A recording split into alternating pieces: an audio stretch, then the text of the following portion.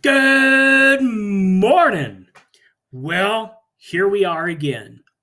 So, today we're going to look at how the United States begins to get involved militarily in Vietnam.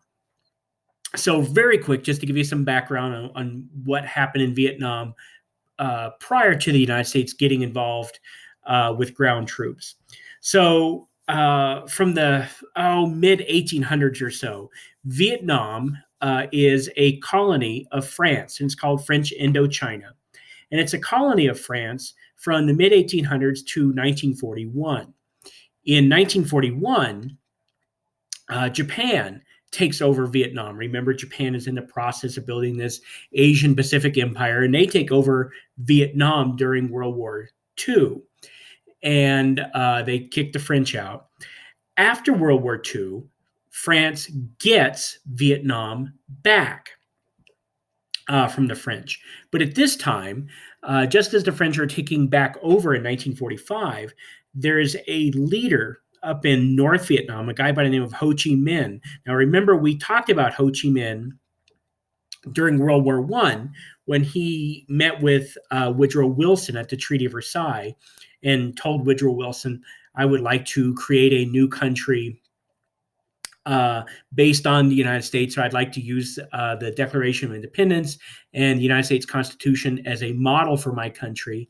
I would like you to help me get the French out of my country. And Woodrow Wilson essentially said, no, I'm not going to help you because you're not white.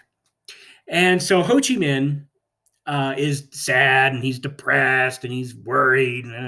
And so he begins looking for somebody to help him get an independent nation for his people. And he finds that help from China and also to a lesser degree from the Soviet Union in communism. So he becomes a communist. And after World War II, when the French come back into Vietnam, into French Indochina at that time, Ho Chi Minh launches a communist revolution against the French. The French end up basically leaving the country in 1954, at which point Ho Chi Minh changes the name from French Indochina to Vietnam. Now, remember, this is during the beginning of the Cold War for the United States. We have the Truman Doctrine. We're all about containing the spread of communism. So at this point, the United States comes to Vietnam to stop it from becoming a communist nation. And we put in a government down here in South Vietnam with a guy by the name of Ngo Dinh Diem as the president. And remember, Ngo Dinh Diem, we talked about him briefly before. He's not a nice guy. He was repressing Buddhists, and he had his police open fire on a bunch of protesting Buddhists, and he had the Buddhist monks set himself on fire to protest Ngo Dinh Diem.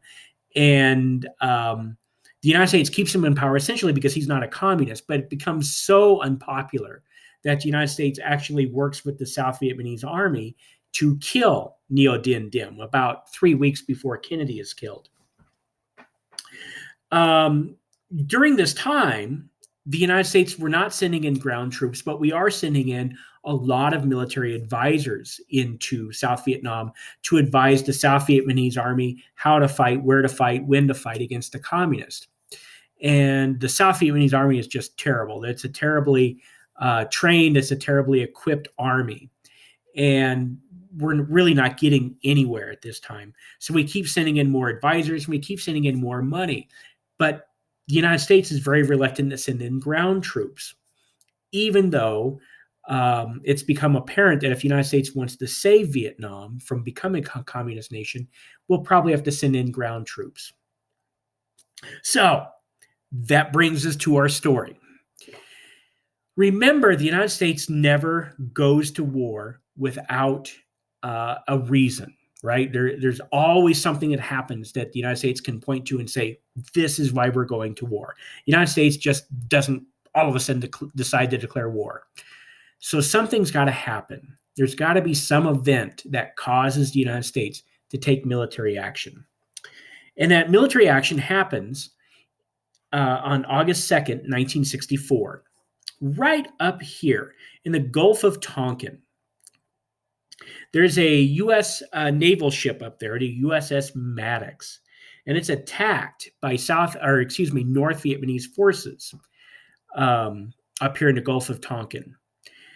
2 days later, the Maddox is attacked again in the Gulf of Tonkin by North Vietnamese forces. And so now the United States come under attack. Up to this point, the official U.S. policy in Vietnam for any soldiers who may be there in an advisory role is the United States is not to engage or fight the North Vietnamese unless they've been attacked. The United States has now been attacked. And this is the reason why the United States ends up going to war. Now, there's some weird things that we should ask before about this situation. Some very weird things we should ask about this situation, such as if the United States is down here in South Vietnam, if this is the United States controlled or the non-communist part of the country, South Vietnam, and this is all communist controlled part of Vietnam, what is the USS Maddox doing in these waters? That's very weird. Another issue is on one of the nights that the USS Maddox is attacked, it's a very bad lightning storm. It's a terrible, terrible, terrible storm. And the lightning was messing with the electronics and the radar systems on the ship. So the sailors on the ship could not actually say if they were under attack by communist forces, or did it appear that they were under attack because of the lightning storm? We don't know. But Johnson is going to use this incident in the Gulf of Tonkin as a reason to ask for U.S. ground troops to be committed into combat roles in Vietnam.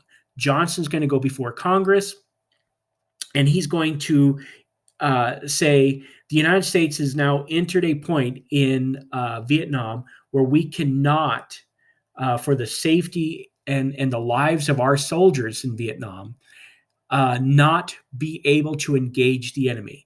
They're attacking us, and if we can't engage them, it could endanger the lives of Americans. We have to be able to actually go fight this war now. And Congress agrees with him. This is called the Gulf of Tonkin Resolution. So that's what we're going to look at today. The question was the United States planning to go to war in Vietnam before the Gulf of Tonkin incident? And that will be your assignment today. Good luck, and hopefully we'll see you soon.